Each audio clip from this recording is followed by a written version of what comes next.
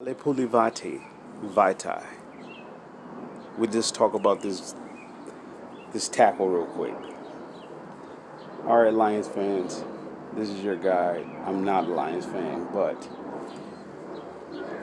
I want to talk about him and how much of a key addition that he is. And of course, this is going to be based upon unproven evidence of him being in a Lions uniform.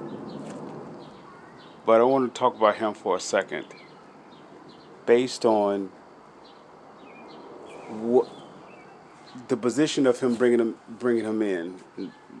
Someone said that they could have went ahead and drafted a tackle, right? Who are your top tackles coming out? You have Wirfs, you had Jackson, you had Wills, even Becton. You had quite a few tackles coming in, and you could have drafted that at the third overall versus Okuda.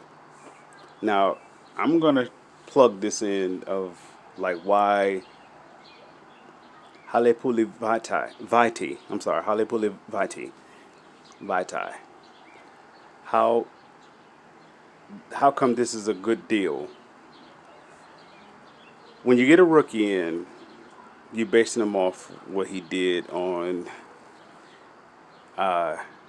in college, and we are what in the waning years, maybe a 2 year window of a development from being a college elite tackle to NFL elite tackle. Some come out like a Brian McKinney or Orlando. What is it, Orlando Pace? I think is his name. Uh, and you got a few other tackles that came out that was they hit the ground running, but it's really not a given. And I'm not going to throw in that the Lions organization, front office and coach is up on the playoff mandate or contention and all that good stuff. But if you were to throw that in consideration, you have a 2 year wait for development of a tackle to develop. Now we drafted Ragnow. What I want to say, what 3 years ago, 2 years ago, and he is developing into an All-Pro center, which in fact that he is going to be your anchor on your offensive line, and you basically basing upon, or you basically finding compliments to him. So he is basically your best offensive lineman, and you're basically trying to solidify your offensive line based upon him. So it took him still 2 years to develop. With that being said, Halapoulivaati Vaitai, why he's great at the place that they see him at. He is what I would consider an experienced rookie. He has very little experience, and on pro level, little. He filled in at key positions at the left tackle, right tackle, some guard at pivotal moments of the season for the Eagles. So that makes him an experience, even though he's limited in that experience. So how would you equate that with a rookie? He's just inexperienced with as a rookie.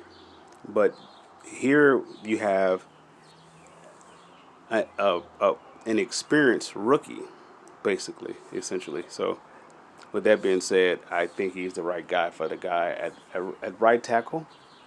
And I believe next year, let me say this: if it's possible, because it's not set in stone that Ragnow will be your center.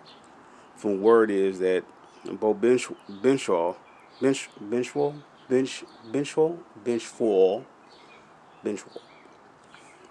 he is trying out at the center spot. I don't know if he is a solid guard, but he could be center. What if Ragnow goes from center to guard, which would help out Decker? But then they would say like, well, then you drafted in two guards, so how you gonna do that? You still have the right side that you worry about. So, okay, let's keep Ragnar now at center.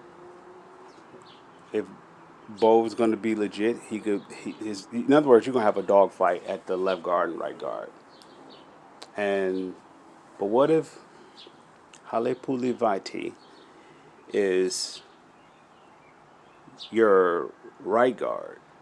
This is interesting because he could play guard. But what if they do the best man wins type deal of who gets the position? But for now, we're going to ink him in at the starting right tackle, Decker at the left. I'm going to go with Jackson at the left. I mean, right guard or left tackle. It's right guard or left guard, either way. But I think Bo is going to get one of those spots, either the left guard or the right guard.